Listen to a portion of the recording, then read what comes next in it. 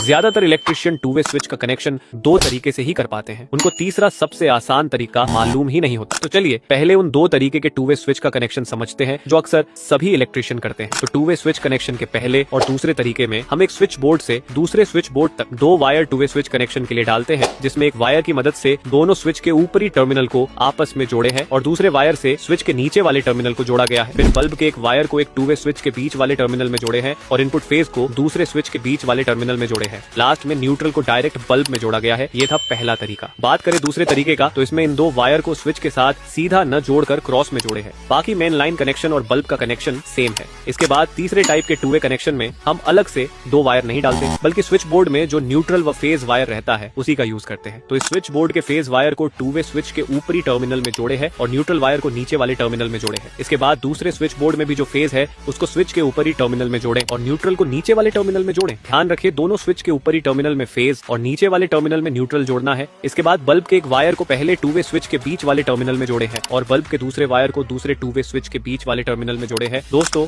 Two way switch connection का ये तरीका सबसे आसान है और वायर भी कम लगता है।